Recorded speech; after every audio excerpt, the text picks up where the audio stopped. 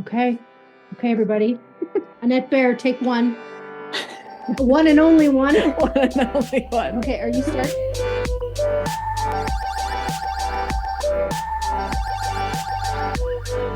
Go. Welcome to Thinking Bodies, a feminist philosophy podcast. Hello, Anna. Hi, Kristin. And Corinne. Hello. My name is Carolyn McLeod. My name is Amy Mullin. My name is Hale Demir-Doğuoğlu. This is Laura Specker Sullivan. Western philosophers have separated the mind and body. Here on Thinking Bodies, we are pulling on the threads that have always held them together.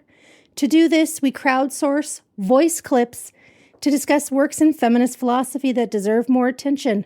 Our podcast collages with these clips as a feminist DIY experiment. Maybe even a DIT experiment, like doing it together. Right, doing it together, sharing the sounds of feminist philosophy. I'm Anna Mudde. I'm on the lands of the Nahiwak, the Anishinaabeg, Dakota, Lakota, and Nakota peoples, and of the Michif Métis Nation, which is also called Pile of Bones. And I'm Kristin Rodier, recording today, sitting right next to Anna. Hi, Kristin. I am Corinne Lajoie. I'm joining today from Jojake, Montreal, on the unceded lands of the Mohawk Nation, which are also a gathering place for many First Nations today. Who do you trust? And what do you trust them for? When is trust appropriate? If trust is broken, what does it take to repair?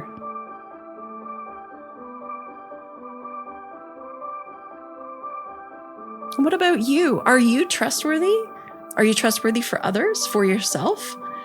Is self-trust different than trusting others? What differences are there between interpersonal relations of trust that are small and intimate and the relations of trust and distrust that we have with institutions? Is trust better than distrust? What forms of trust promote justice, equality, flourishing, and other goods? You will have noticed that we have a guest, a lovely guest, a guest producer who has answered our call. We're so happy to try this out, and to try it out with Corinne Lajoie is such a treat.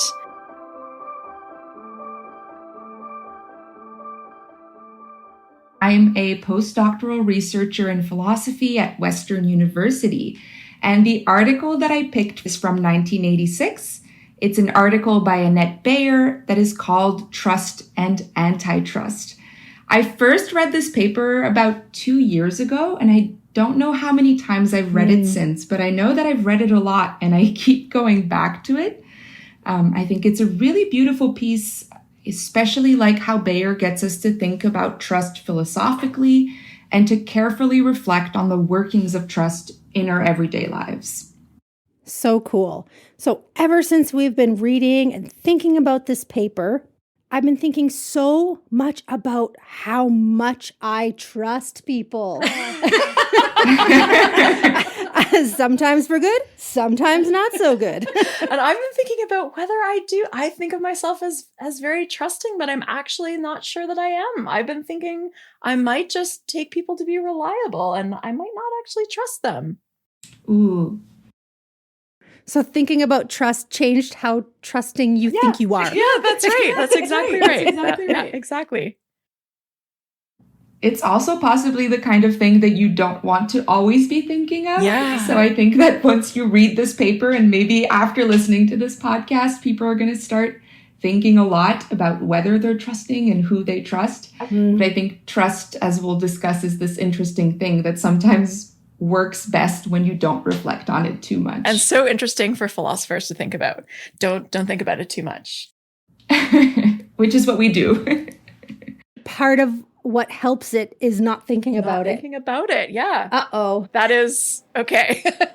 Might be a problem for the episode today. We'll see, yes.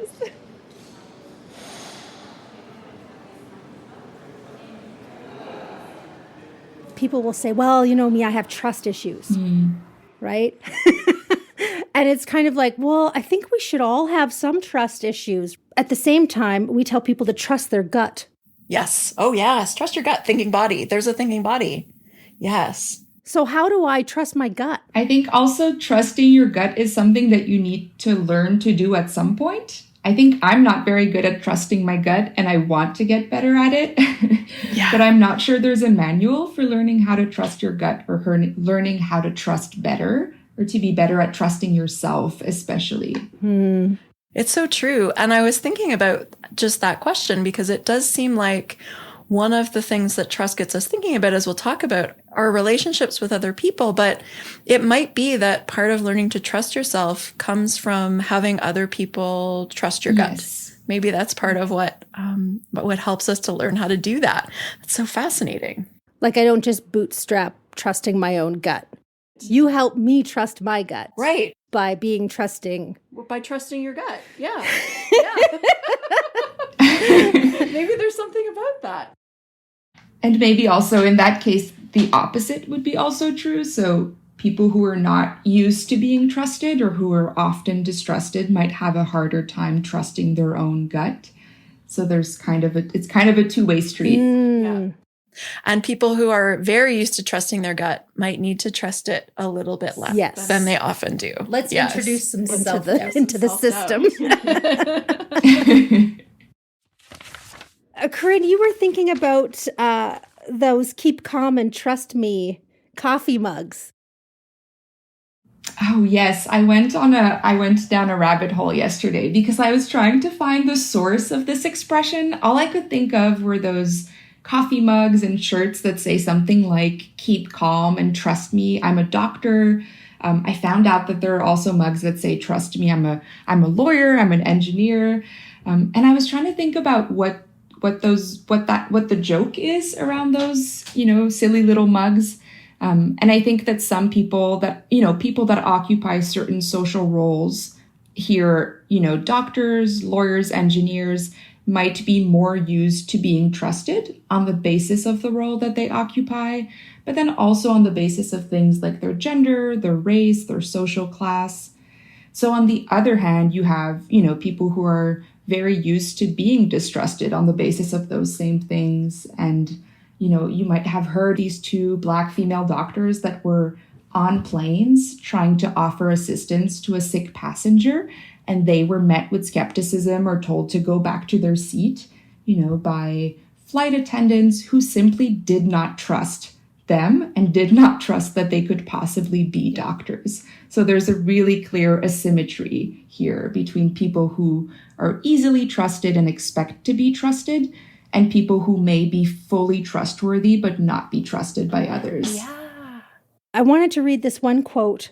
To entrust is intentionally and usually formally to hand over the care of something to someone. But trusting is rarely begun by making up one's mind to trust. And often it has no definite initiation of any sort, but grows up slowly and imperceptibly. What I have tried to take from the notion of entrusting is not its voluntarist and formalist character, but rather the possible specificity and restrictedness of what is entrusted, along with the discretion of the trustee has in looking after that thing. Yeah. So interesting to think about it as something that grows imperceptibly and over time.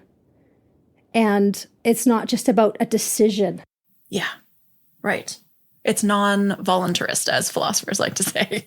We don't volunteer it. It just happens. We don't decide or choose. It just grows. Or maybe we can have some ability to sort of cultivate and nurture, but that it's not a sort of a deciding thing. It doesn't get its foundation from a decision.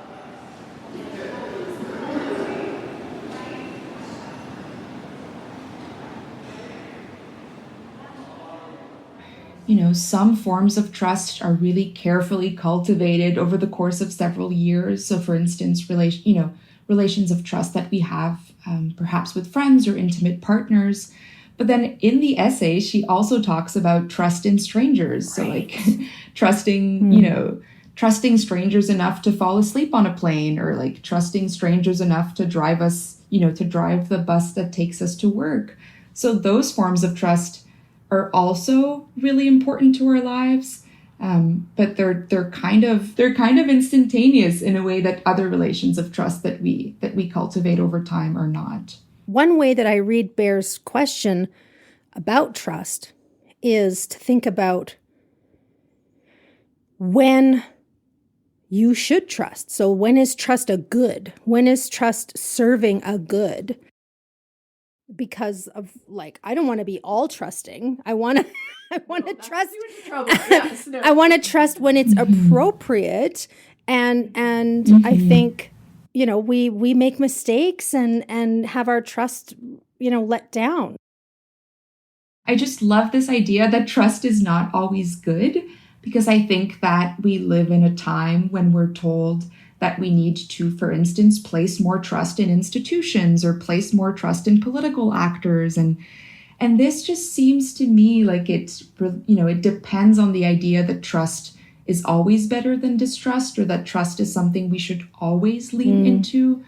But, Baier's point is that a lot of really bad things can be sustained by trust, right? Exploitation can thrive in trusting climates. There are a lot of really terrible things that can happen when we trust people, and trust is not always warranted. There's an essay by Baier in which she talks about how in order for trust to be warranted or reasonable, there needs to be some good bread being kneaded. And I know that you love food metaphors on the podcast, so I thought that I would bring it up. Yes. And she's saying essentially, we need to consider the enterprise which trust serves. So if people are making really good bread, then perhaps we should lean in and trust them. But trust can also support, the making of really rotten and stale bread. And then in those instances, we don't want to be too trusting. Yeah. Dangerous bread. Yeah, absolutely. Bad bread. I love that. What kind of bread is being kneaded? That's gorgeous. Yeah.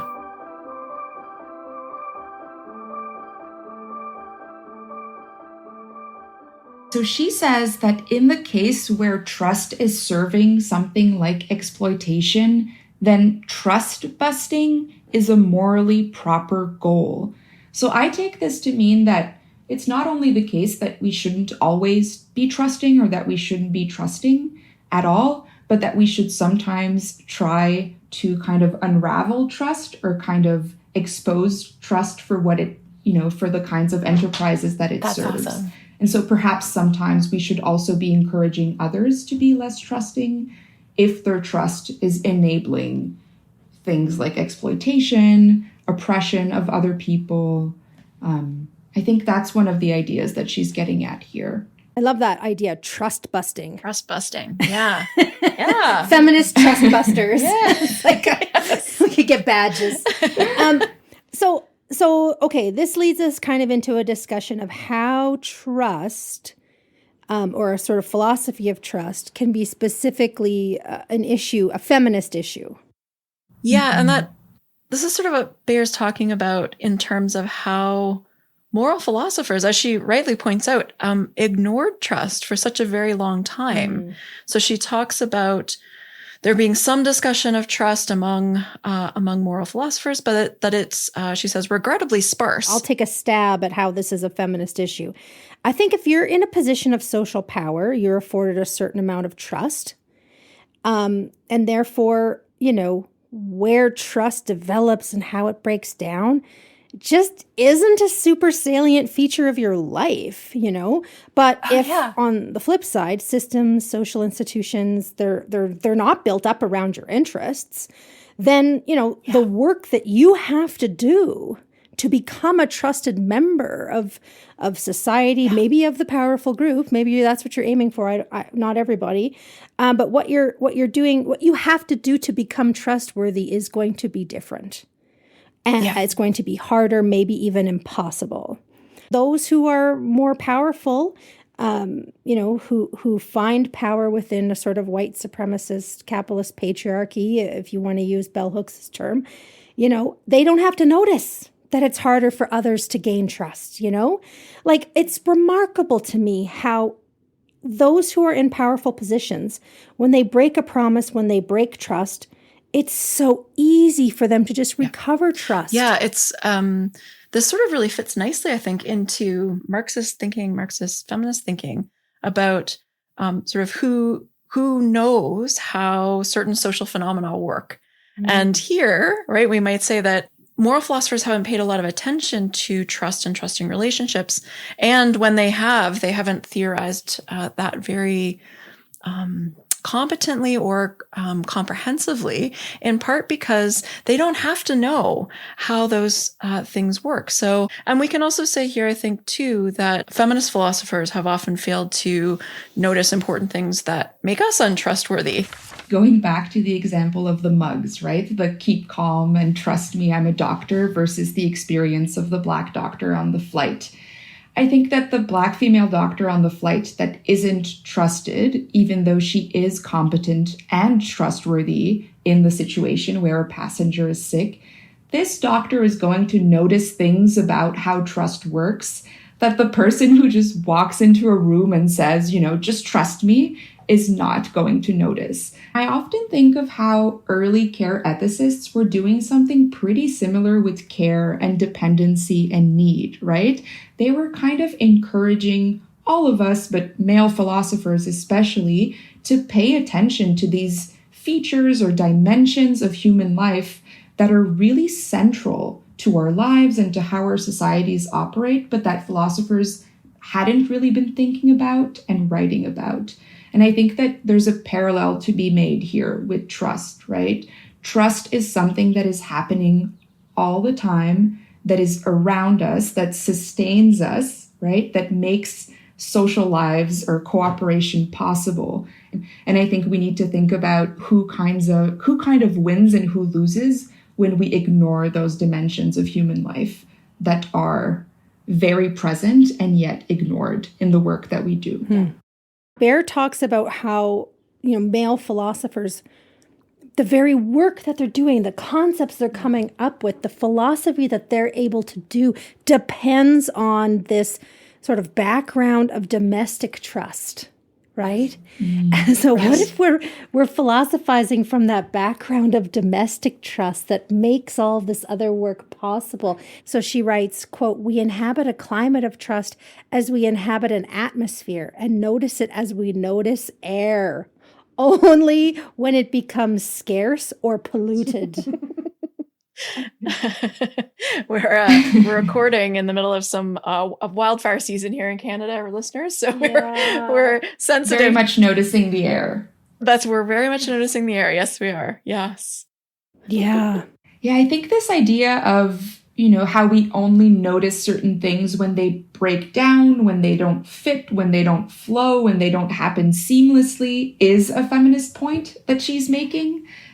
So I think that, again, people who are on the margins of society are going to notice some things about trust because they're not necessarily going to thrive in the same climates of trust as more privileged and powerful actors. Yeah. So this idea that, we notice trust when it breaks down, perhaps when it doesn't work out for us, when it's not extended toward us, right? And one question that I often think of, because she brings up this idea of climate and she talks about this one climate of trust, I think one question we can ask is whether there are perhaps all of these microclimates of trust in society, right? So in different spheres of society, there might be all of these different climates that some people do very well in and that other people find to be polluted. It sort of explains a kind of epistemic gap in a way when people try to explain the climate they're in.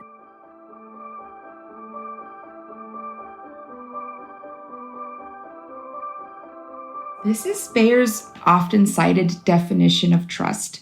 She says that trust is accepted vulnerability to another's possible but not expected ill will or lack of goodwill toward one.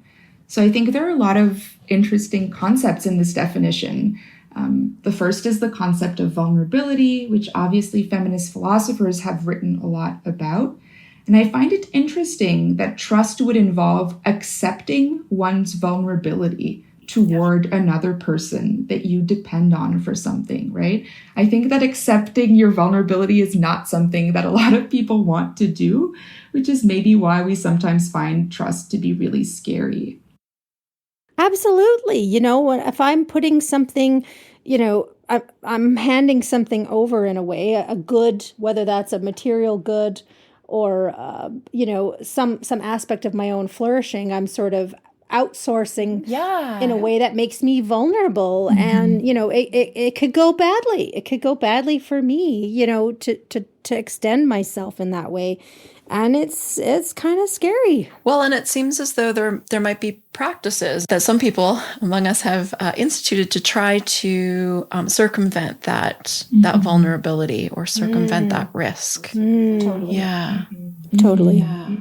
I think trust is partly about surrendering control. And there are all of these strategies that we can adopt to kind of reclaim control, including trying to control how other people are going to act toward us, right?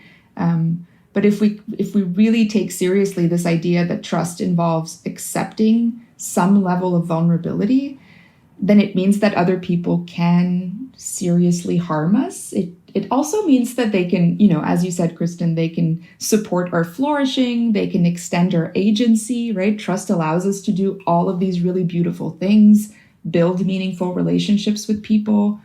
But there's always going to be this kind of, unavoidable or irreducible vulnerability at the heart of trust. Yes. This would be a great time to hear our first clip for the episode. Amazing. Hi, everyone. My name is Carolyn McLeod, and I'm really pleased to chat about Annette Baier's Trust and Antitrust. I think I've read this paper more often than any other piece of philosophy, and I get something new out of it each time. It's so rich. It's also full of lines that I love, like the one about the woman who's deliberately rearing her daughters to be patriarch-toppling Amazons, doing so behind the back of her patriarchal husband, or the one about the terrorist plumber whom I might unwittingly invite into the bowels of my basement. Baier was rare among philosophers in being wise and entertaining, and I've appreciated her work very much during my career. In reading this paper for the umpteenth time for this podcast, I homed in on what she writes about betrayal, because that's what I'm writing about these days. The topic doesn't come up very much in the paper, even though betrayal is pretty central to how Baier thinks about trust. She uses it to distinguish trust from mere reliance, which is something that we can have on things like coffee makers or people who act out of pure habit or fear, and they're examples of those people in the paper. She writes, and I quote, that trusting can be betrayed or at least let down and not just disappointed. Mere reliance is different because it can only be disappointed. Baier doesn't give us an account of betrayal, but she says things that are relevant to how we should think about it, especially feminists like me. She emphasizes how unequal many trust relationships are, and that's particularly true for people who have little social power. So, for example, women with patriarchal husbands in deeply patriarchal societies need to trust their husbands to act toward them with goodwill, and they have little power to retaliate if instead their husbands treat them badly. In other words, they have little recourse when they're betrayed. In writing about betrayal and the morality of it, we need to discuss what this experience is like for people who lack power to instigate sanctions against rule breakers, as Baier puts it. So these people are harmed not only by the fact of being betrayed, but the inability to do enough about it. They're forced to stew in their anger, give a much weaker response than the betrayal warrants, or convince themselves that it wasn't as bad as it actually was. I'm sure many listeners have been in this sort of position.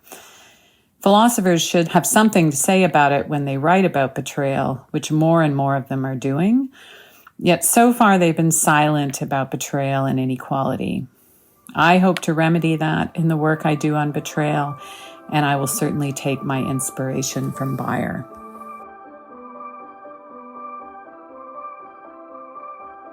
I love this clip. So good. I was just thinking of the image of the plumber being invited in the bowels of my basement. I had forgotten that image until hearing Carolyn talk about it. And I was thinking, oh, there's a body reference kind of tucked away in the paper. So it's interesting to see that it might be there. Yeah. Bowels of your basement. Letting people into the bowels of your basement is like, really letting them come close. Yes. So one thing that Carolyn touches on, which is important to the essay by Baier, is this distinction between trust and reliance. The distinguishing factor is the kind of deep disappointment or the betrayal that can happen when we trust people. So if, for example, my partner cheats on me or violates an agreement that we had, I'm not just going to feel kind of mildly annoyed or disappointed or surprised. I'm going to feel deeply betrayed. Yeah, that's because I didn't just rely on them not to cheat on me or to keep their word. I trusted them to do so. And so one thing that Carolyn mentions is how, for instance, we often rely on objects, right? Perhaps you rely on your phone to send you an alert before an important meeting. You rely on your car to start in the morning when you're on your way to work, right? But for Baier, trust is something much richer. It comes with this kind of lot of normative expectations that we can only really have toward people, because only people can betray us in the sense that she gives to this word. I think it's so interesting to think about betrayal from a feminist lens, right? So what's betrayal? Because we come up with these hypotheticals all the time, Joe and Sally. Yeah. There's no power between them. They're made up individuals.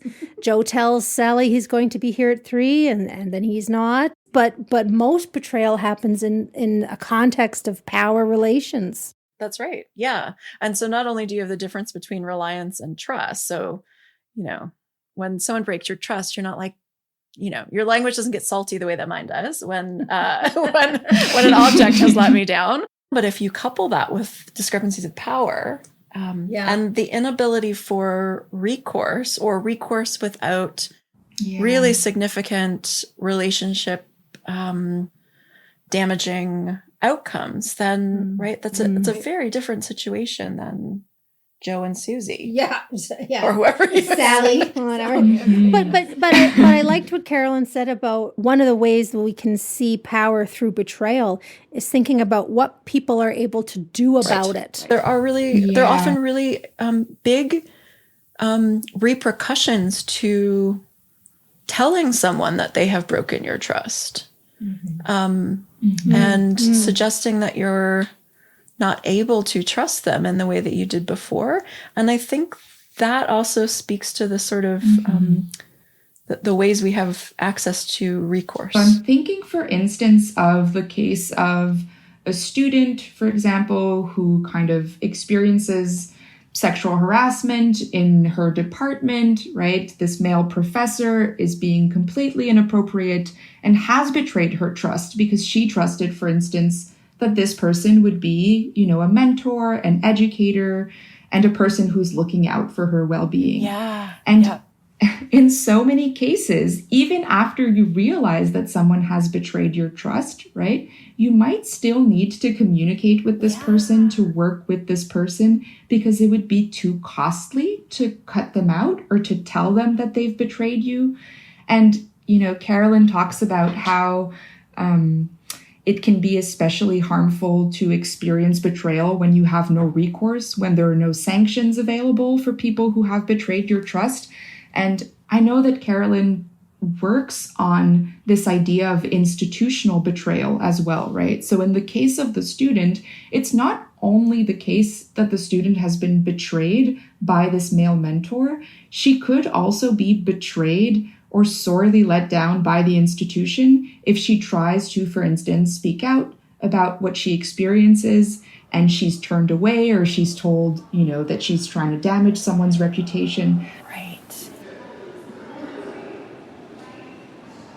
Generally the work within philosophy that has addressed relations of trust has, kind of described trust through the lens of social contract theory. So would either of you want to do a little social contract primer in 3 minutes or less? Man. Not me. Okay.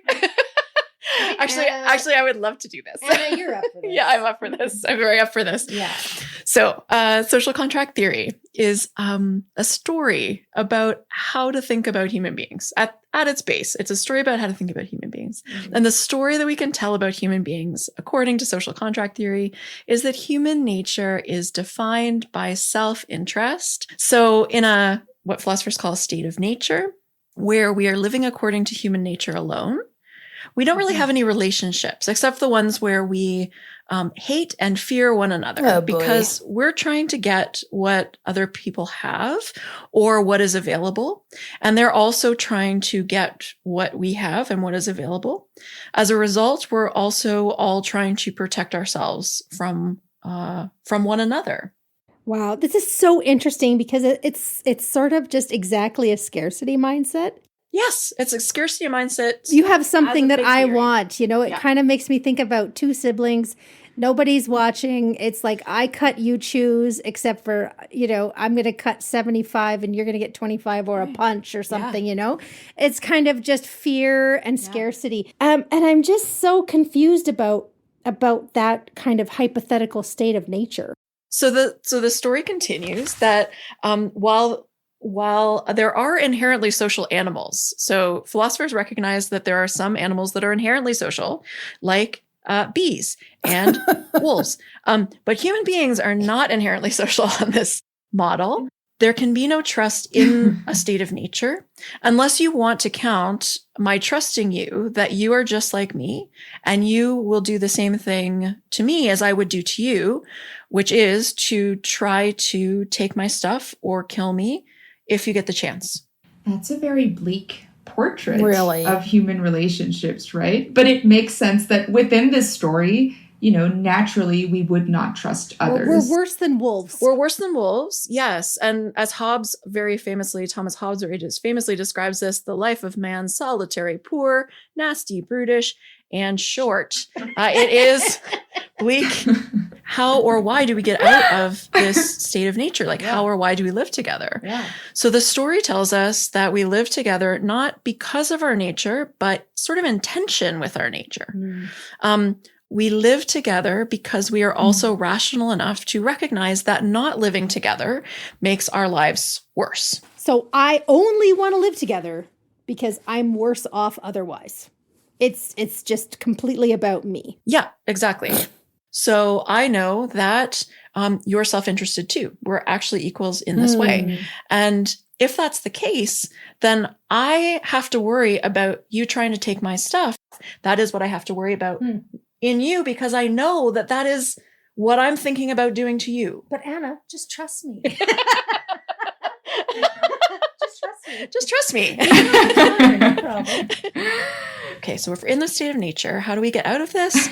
I can agree to give up my right to take your stuff and try to kill you, so long as I know that you are also giving up your right to take my stuff and try to kill me. So there's an exchange here. So we contract ourselves to one another on this sort of basis of mutual fear and hatred. And it doesn't actually, in a way, operate on trust, right? No, there's no real trust at all. There's an exchange out of fear. Yeah. And the trust is kind of, we offer it up to a government to enforce it, right? So I trust you because I've given up some of my right. Because if Anna is going to take my stuff, she'll have to pay a fine or give it back or go to jail, or there has to be a consequence for it to work. Right. And on some accounts, the other reason I would do that is because I don't entirely trust myself to keep my promise. So I contract myself also to the higher power because I want to have somebody over me who will enforce the promise on me as well. Right. Yeah. Help you be a better person. That's right. Help me be a better me. in every way, every day. I remember this as an undergrad, and it made sense to me for like 10 minutes. And then I thought, this is just game theory. Like, it's just chess, right? I give up having to be afraid of you in favor of being afraid of the power that is above both of us. And voila, we have human relationships and also government relationships. Right. It's a very sort of neat and tidy story in that way. It kind of reminds me of like these different TV shows that just revolve around strike force. So like Damages or Succession or like House of Cards, where it's just people threatening each other and trying to get them to do things out of power moves. That's a good point, because there are often plot points around people maybe trusting just a wee bit too much or trusting at all. And then, right. Yeah, and then that person always gets punished. That person will be punished and sometimes actually killed. Yes. Literally killed. Yes. Yes. Yeah. Mm-hmm. Trust is very naive. Trusting others is the very naive move, and you can kind of see it coming from a mile away. Absolutely. Like some of the things she says in the article are just so cool.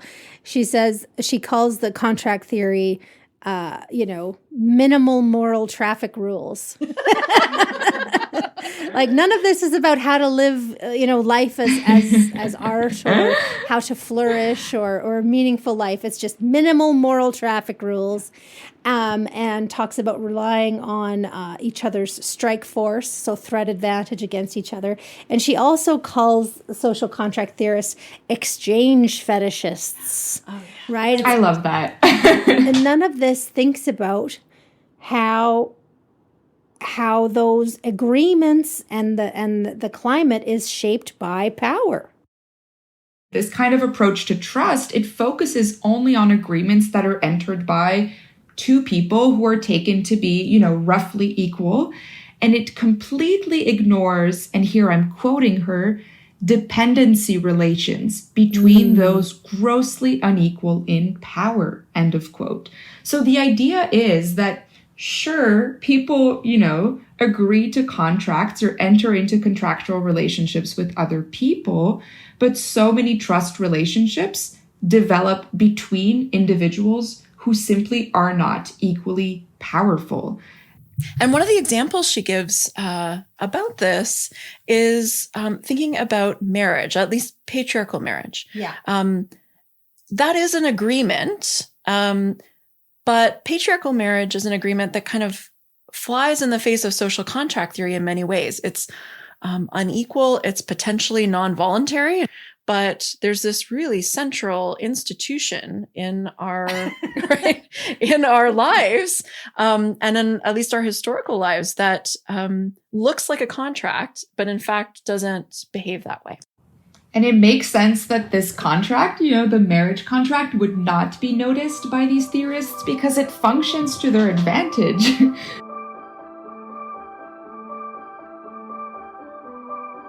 Hi, this is Laura Specker Sullivan. In her landmark, Trust and Antitrust from 1986, Annette Baier writes that philosophers of the modern period, quote, managed to relegate to the mental background the web of trust tying most moral agents to one another, and to focus their philosophical attention single-mindedly on cool, distanced relationships between more or less free and equal adult strangers. By contrast, Baier is interested in asymmetrical and intimate trust relationships, in part because, quote, a complete moral philosophy would tell us how and why we should act and feel towards others in relationships of shifting and varying power asymmetry and shifting and varying intimacy, end quote. A further development in Baier's account of trust is her understanding that it is founded on implicit expectations.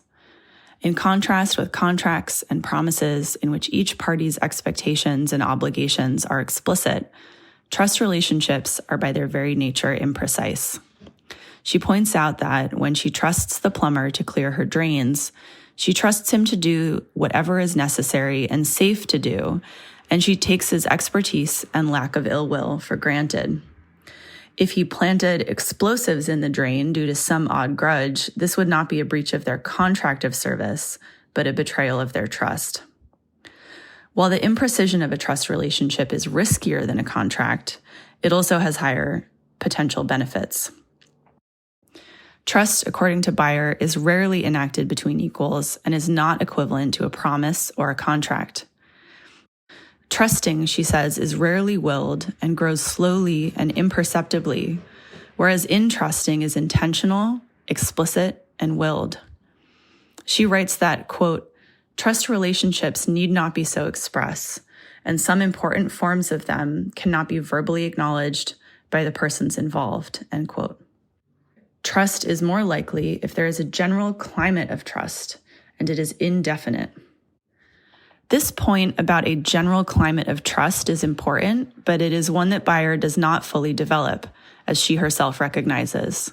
She writes that, quote, any person's attitude to another in a given trust relationship is constrained by all other trust and distrust relationships in which she is involved. I have alluded to such society-wide phenomena as climates of trust affecting the possibilities for individual trust relationships, end quote. This climate is significant because, as she notes, quote, if the network of relationships is systematically unjust or systematically coercive, then it may be that one's status within that network will make it unwise of one to entrust anything to those persons whose interests, given their status, are systematically opposed to one's own, end quote. She also acknowledges her own limitation in considering trust relationships that have already got off the ground, but that are not especially lengthy or especially brief. An extension of her argument would thus need to include, in her words, brief trusting encounters and the morality of trust between generations who do not encounter each other. In my own work, I've attempted to follow in her footsteps by developing our moral understanding of these asymmetrical, intimate, and imprecise relationships.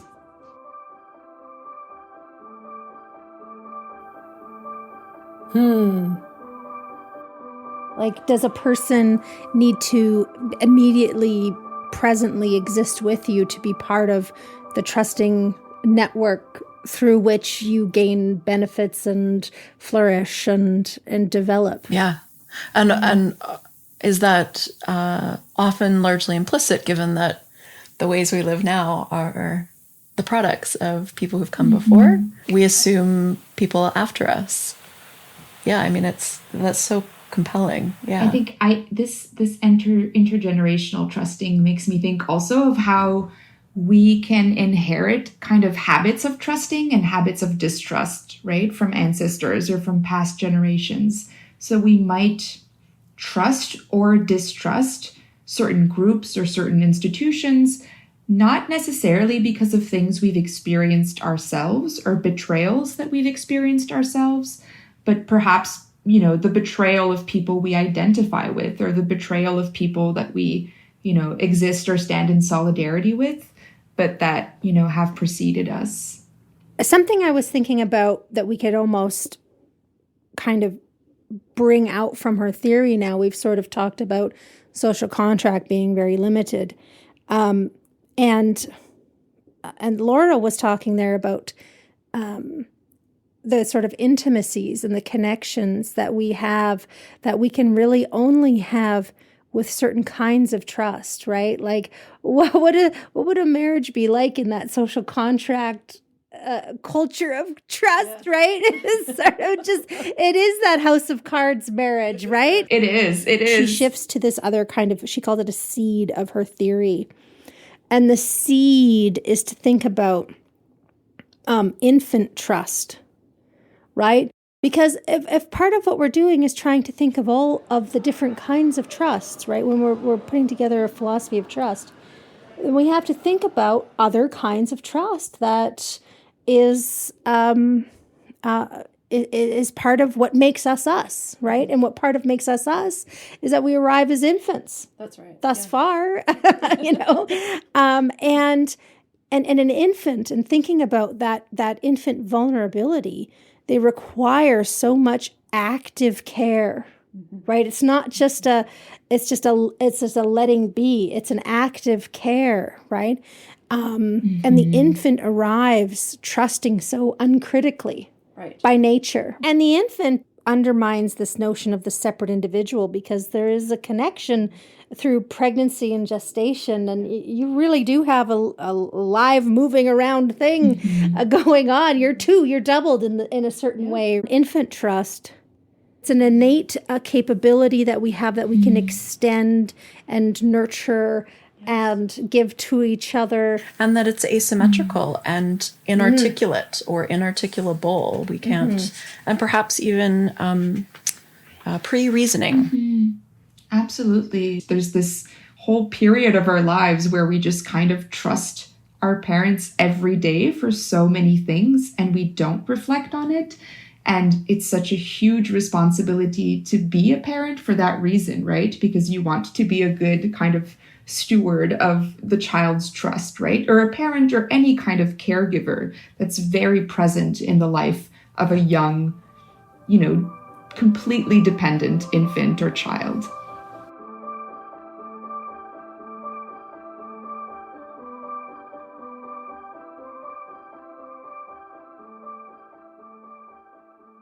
My name is Amy Mullin. I'm a philosophy professor at the University of Toronto. When Trust and Antitrust was published nearly 40 years ago, I was in my first year of grad school. It was deeply impressive to me to see a piece feminist in its sympathies and subject matter appear in a premier journal like Ethics. I didn't know then that years later I'd be fascinated by trust, particularly once I became a parent. When I did, I recognized that what my children trusted me to be and do was shaped not only by what I did, but also by a sexist society that encourages mothers to sacrifice more than fathers. Baier's work would be important as I thought through the dilemma this presents for feminist parenting.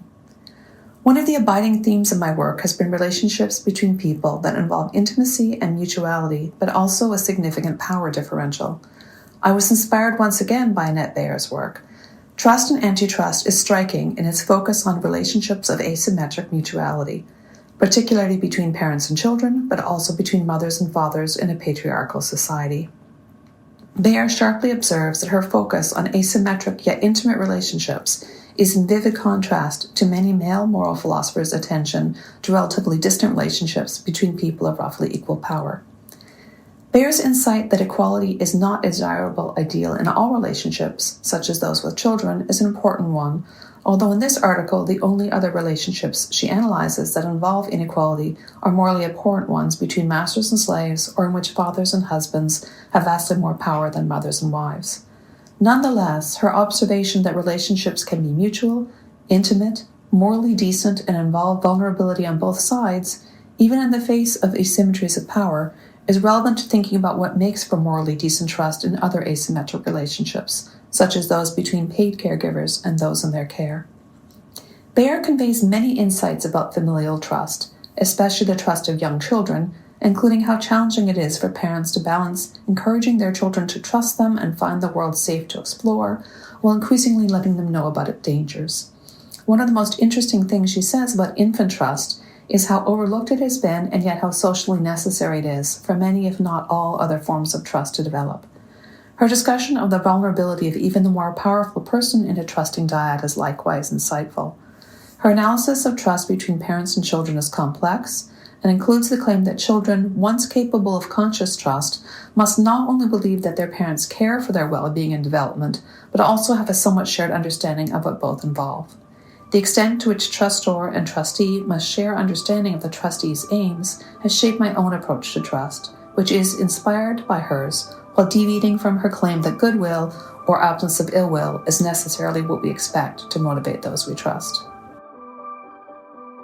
This thinking about the infant relationship that Amy's doing is so important and is so much a part of Baier's piece here. The remark about like maternal sacrifice, you're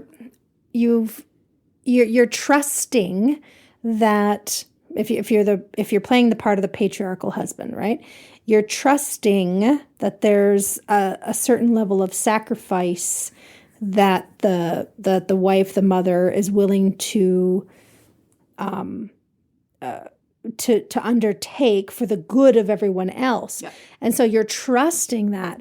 But that sacrifice itself is kind of it's kind of cultivated through self-distrust in the part of the oppressed person. This is making me think of the very early when we talked about trusting your gut, right? And I was saying, how do you learn to trust your gut? So, you learn to trust yourself and to trust your gut through the experience of being trusted by others. But if we think of the mother in this kind of patriarchal society, who is, parenting a child and is encouraged to kind of always, put her children first, to sacrifice her needs, to sacrifice her well-being for their sake, to never doubt that she loves them, to never doubt that she wants to be around them. For sure. All of those things, right? All of those expectations about what the ideally trustworthy mother is.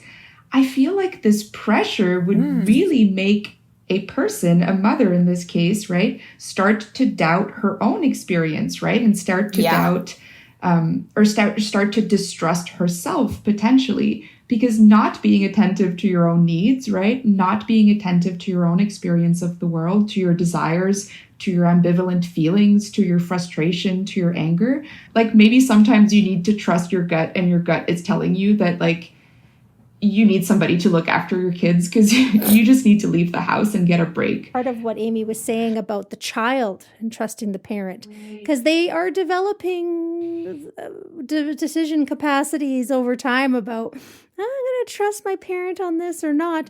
And there's developmentally sort of appropriate stages where they just don't believe anything you say anymore.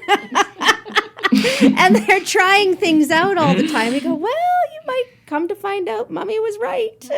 But, I want you to trust yourself. And, so there's lots of games, trust games and contexts, between the infant and the adult. And as I was hearing this, I was just thinking about, again, how, factors like a child's gender or sexual expression or race is going to affect whether or not they can trust the world around them and feel safe in this world. And I'm just thinking of this devastating experience of, wanting your child to trust themselves and wanting them to trust their environment enough to like put themselves out there and discover who they are as a person and to trust other people. And then also wanting to protect them from these oppressive systems that render the world unsafe for them.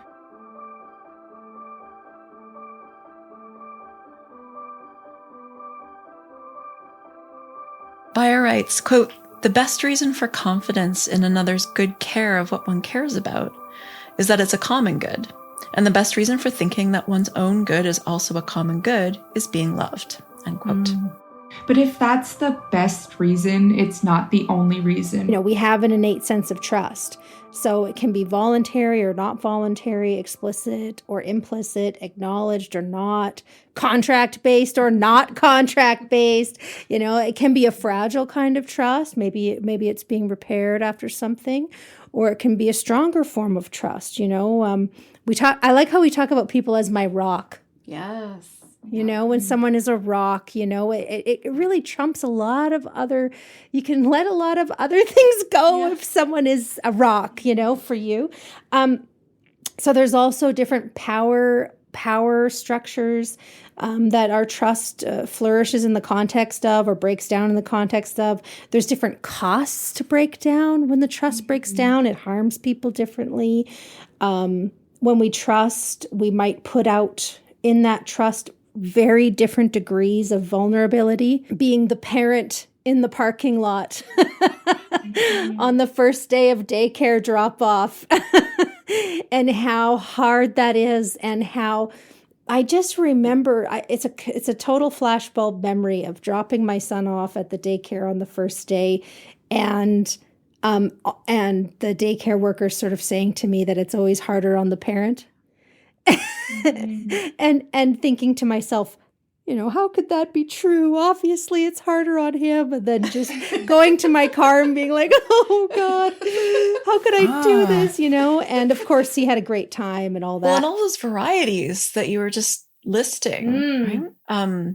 And the ways that those can combine in various ways means that having one model for trust, the promise of the contract, that doesn't recognize like basic things about how much of human life is sort of grounded on these multifarious kinds of trusting, is going to fail as a helpful account of trust. But it doesn't even get, I mean, if you have a model of trust that can't even account for your feelings when dropping your kid off at daycare the first day, then we have a problem with the account of trust. It's weighty. Yes. Okay. Maybe we just need an account of trust that recognizes all these variables, right? This is something that I take from Baier's piece. She's trying to get us to think about all of these, variables, all the different ways that trust plays out in our lives. That makes sense. And it would be odd, I think, for very sort of ground rock fundamental features of human life to be univocal. And so maybe the philosophical work is thinking about the ways in which we have, I don't know, something like Wittgensteinian family resemblances, or maybe not at all. Maybe just this great amount of variability. Yeah. Absolutely. More recently, philosophers have started thinking about institutional trust philosophically, for instance. And so one thing that's really interesting is thinking about, what's the kind of Venn diagram? Like, what's the overlap between interpersonal trust and institutional trust? Hi, my name is Hale Demir-Doğuoğlu, and I'm a PhD student who specializes in the philosophy of trust and distrust. As a feminist philosopher, the thing that I find most interesting about Annette Baier's work on trust are her thoughts on the relationship between trust, vulnerability, and power, along with the relative lack of attention this aspect of her work has received since 1986. Most who are interested in the subject of trust are at least somewhat familiar with Baier's famous argument that trust engenders a quote-unquote special vulnerability in the one trusting. So, trust is risky. You'd be hard-pressed to find someone, philosopher or not, to argue that it isn't. But in Trust and Antitrust, Baier also consistently draws conceptual connections between the vulnerability of trust and existing power asymmetries in society. For instance, Baier talks at length about how the gender depression of women has historically rendered them inequitably vulnerable, inside and outside of their trusting relationships with men. She also alludes to other power differentials, like class and race and disability. In short, on Baier's account, trust emerges as a phenomenon that's more risky for the oppressed, particularly in cases where the one being trusted is in a position of relative power, privilege, or authority. In this sense, Baier's work is quite timely, I think, despite being over 30 years old. Over the last few years, particularly since the pandemic, there's growing interest in the distrust felt by members of oppressed groups in North America towards institutions like healthcare and policing. Some approach this issue in obvious bad faith and blame marginalized people for their justified distrust. But what's increasingly necessary, I think, in addition to basic empathy, of course, and a willingness to confront systemic biases, is a concept of trust which is sensitive to how power shapes the arithmetic of trust. I think Baier's account more or less succeeds in this. To the extent that power has something to do with how our vulnerability manifests, institutionally or interpersonally, then power has something to do with trust. I think Baier's decision to center vulnerability and power in trust also dialogues very well with feminist works in general. For example, there's a lot of feminist literature in the field of vulnerability studies unpacking how vulnerability is both fundamentally inherent to the human condition and variably experienced. We're all vulnerable, for instance, to physical harm. But some of us, given our social locations, our access to resources, our environments, etc., are more vulnerable to certain kinds of physical harm, like police brutality, intimate partner violence, state violence, and so on. This inequitable distribution of vulnerability across society can thus shape trust relations between the relatively powerful and the relatively powerless. Baier's work on trust offers a solid point of departure for feminist interventions like this.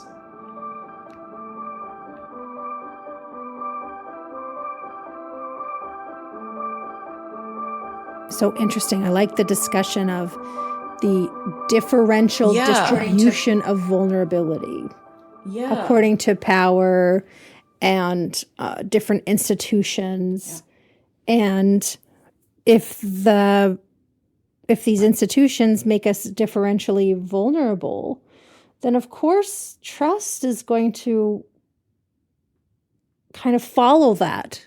Whether trust, not maybe antitrust, is going to follow that. Yes. Yeah. Why Baier might focus on vulnerability and power so strongly in this piece is probably because trust does seem to be connected to our dependency on one another and our interdependency.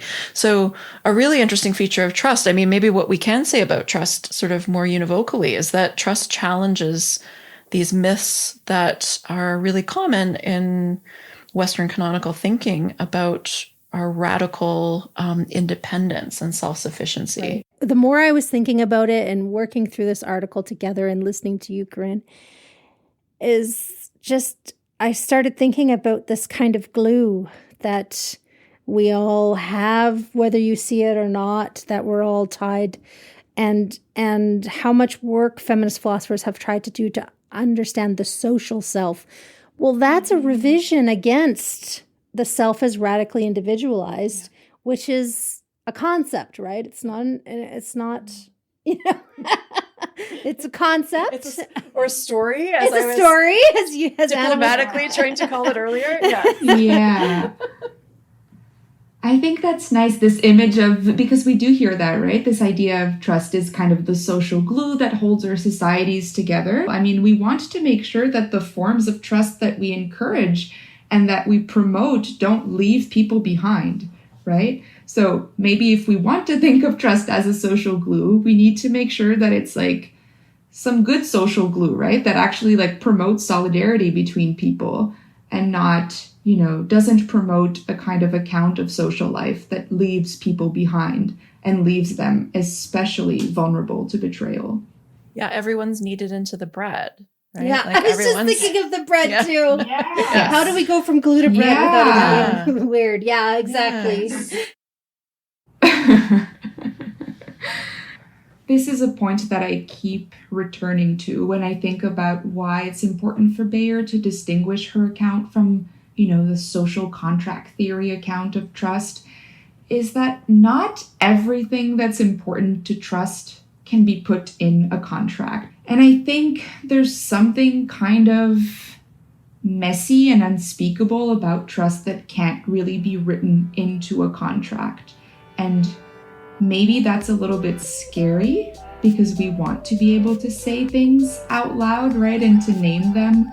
But there's something really valuable also in building trusting relationships that can't be put into contracts.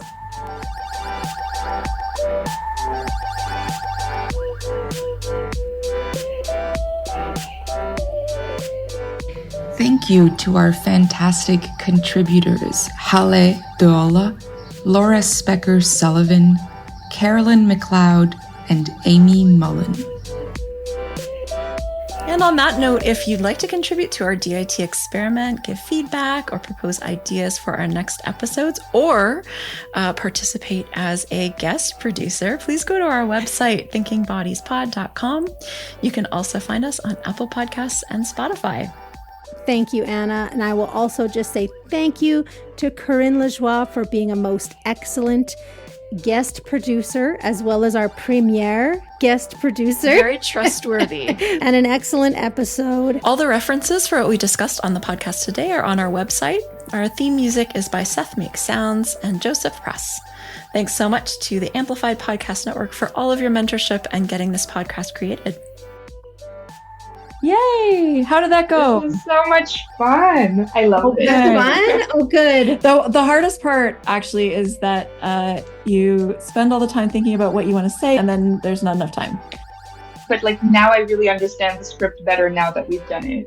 Yeah, no, this is super cool. And I feel like it's making me listen to podcasts differently. Like now I'm like super curious about going back to this podcast that I do like and being like, oh, like seeing how things flow and how people talk, especially those philosophy podcasts, right? Like some of them I really like and others I don't.